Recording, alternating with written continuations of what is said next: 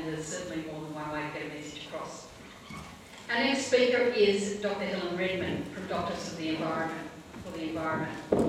Dr. Helen Redmond is the New South Wales representatives of Doctors for the Environment Australia, who will be addressing health issues related to the unconventional gas industry. Helen has spoken at many community events in New South Wales over the past 2 years and has given evidence at both federal and state inquiries on coal seam gas. Doctors for the Environment Australia considers that the current level of assessment, monitoring and regulation of coal seam gas exploration and mining activities has been inadequate to protect the health of current and future generations of Australia.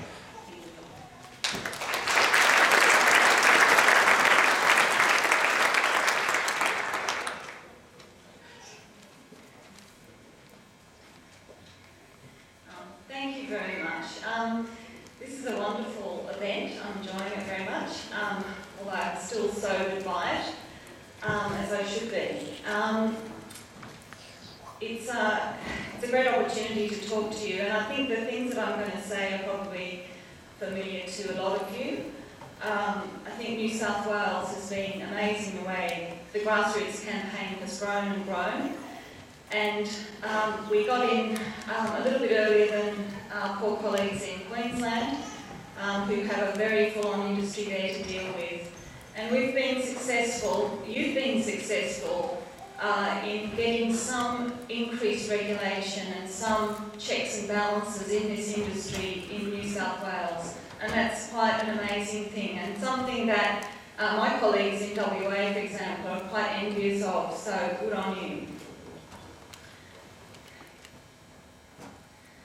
So I'm just going to break it down, sort of cut the pie in 4 pieces today, but you can cut it in a lot of pieces, and really this is just pretty much an outline.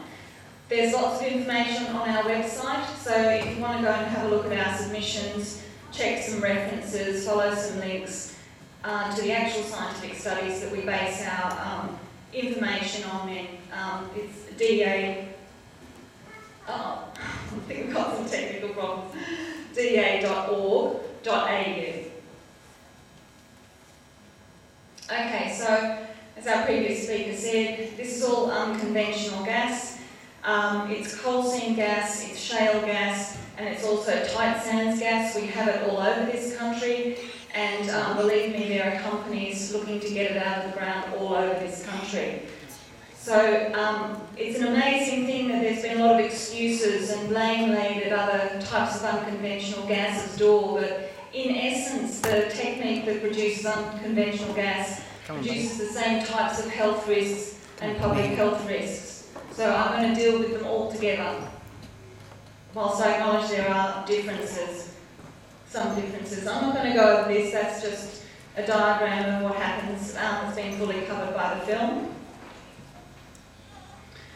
So our first concern is regarding water contamination, and I want to start by just saying that there's been no full health impact assessment or even a health risk assessment done on this industry.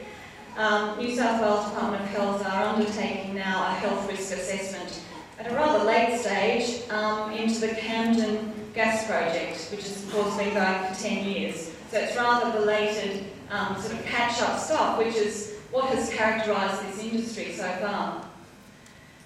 So, as you know, drilling and fracking fluids contain a multitude of nasty things that at various levels can cause health effects, and up to quite a large proportion of it can stay underground and therefore is basically being released into the environment. You can get connections to aquifers, and you can also lower water levels in aquifers and change the way that underground water is flowing. Of course, water supply and our dependence on groundwater in a lot of areas of this country is also impacted by the industry. I suppose one of our biggest concerns has been there's been no mandatory disclosure of the chemicals that are added to the fracking fluids, and also that the New South Wales government ignored the advice of their own parliamentary inquiry and has allowed fracking to continue despite the fact that chemicals haven't been assessed by NICNAS. And that's our national chemical, industrial chemical notification and assessment scheme. It seems to be a relatively slow process to get any chemicals assessed by them, but at any rate, they've collected a list of 60 that are used in the industry. There's only 4 being assessed, but none of them have actually been assessed for fracking. They're the 4 that have been assessed. They include hair bleach and other types of things there. So the gas companies have been quite fond of scoffing at our concerns and saying, oh, they're just household chemicals, find them in your cupboard, what's the problem? The point is that we don't add them to our coffee and drink them.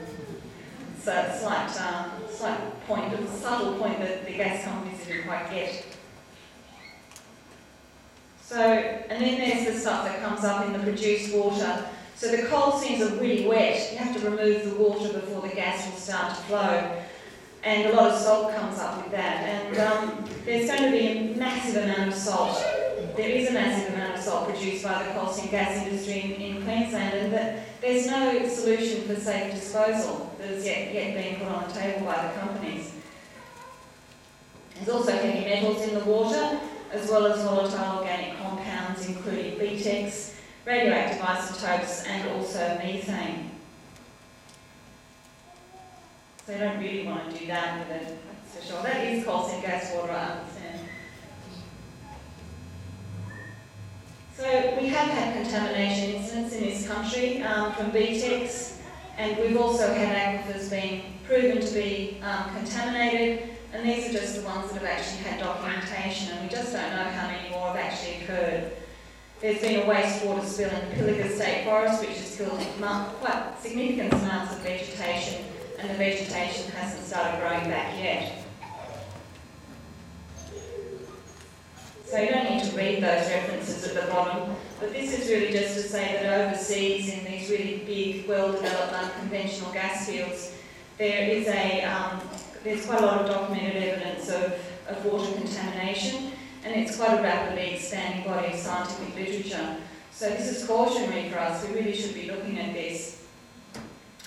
For example, there's a little town in Wyoming that can no longer drink its drinking water because of the contamination of fracking chemicals, petrochemicals and methane and benzene, which is a known carcinogen.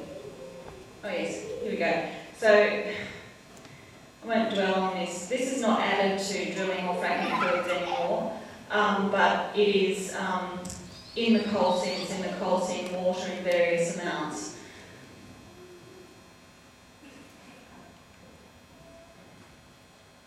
And as you saw on the film, those massive ponds for evaporating the produced water basically concentrates those chemicals, also volatilizes the ones that are going to evaporate up into the air. And I said they're risking flood or drought because inundation with water will basically spread it into the surrounding land, and also a drought which dries it up completely will potentially blow contaminated dust across lands as well. So moving on to air pollution. Fugitive emissions of methane occur in gas fields and have been documented now up in the Queensland gas fields. Then along with that you get volatile organic compounds which are almost uniformly not good for your health, and ground level ozone around gas fields. And this has been well documented overseas, and it's worse than smog in a city in some cases. There's lots of studies on that as well. And I guess the point is that where you've got methane coming up out of the ground, it could well be, and methane, if you breathe it in, will displace oxygen off your hemoglobin molecules. So if you breathe enough of it in, you'll asphyxiate. But it's not a poison in itself. But what our concern is with the methane, apart from the climate impacts, is that they might be carrying other volatile organic compounds with them that could be potentially much nastier. So what's not happened enough in this country, or not happened at all probably, is baseline testing prior to the commencement of coal seam gas mining, and also rigorous ongoing monitoring, especially around where people live, but and also done independently of the industry, not done by the industry itself, because communities, as you can see, can lose trust in the process quite readily, and not trust self-monitoring and self-reporting. And then if there is an incident of ill health, such as has happened in Tara, you need the capacity to be able to ramp up all that monitoring and try to work out how the symptoms and the compounds detected correlate. That's Tara, as you know. So they're the health complaints. So as a consequence of no monitoring, the Queensland government has had real difficulty actually making much of this. They've just released their report, which we haven't sort of fully digested yet as an organisation, but it's quite notable that they're going on lots of little different bits of information. There's nothing comprehensive, and some of the information has been gathered by, on commission by the gas companies or by the gas companies themselves. So it's quite a cautionary tale for us in this state. There are a lot of mental health impacts with the industry as well, and I think that they can even start in these sort of once the petroleum exploration licence has been granted and people don't know what's going to happen, and there can be a lot of concern and worry about impacts prior to ever any drilling rig coming onto an area. So, and further down the track, many other things as well. Methane's got a global warming potential of over 70 times that of CO2 in a 20-year period. And basically, to maintain any advantage over coal for electricity generation, you only need about 2 or 4% of methane to be lost in the whole complex process to wipe out any advantage that gas has over coal.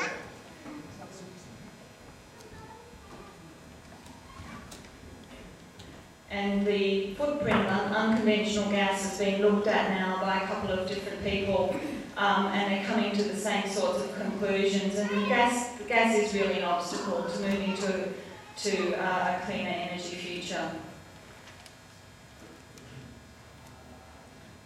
We like to think of the health impacts of everything, including climate change. And it's almost like an indirect impact of fossil fuels. And the health impacts of climate change are with us now. They're growing rapidly.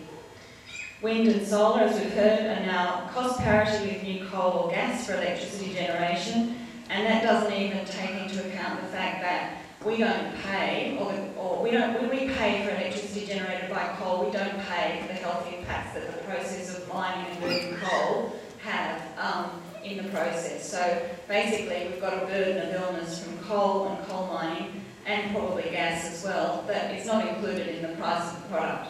That's called an externality. Damage to the environment is another externality. So I guess I prefer a wind farm on my farm rather than a coal mine. Okay, so in conclusion, we've got an unconventional gas industry champing at the bit to get going, with risks that haven't yet been quantified due to a lack of disclosure and assessment of chemicals, lack of baseline and ongoing monitoring, lack of health impact assessment, and harms that we believe are occurring, including air and water pollution and health impacts. And neither the safety nor the health risks have been proven with this industry. And climate impacts really can't be ignored. Gas has got little or no advantage over coal, and we don't have time for a transition fuel. And also, as we've already heard today, we don't need one. Thank you.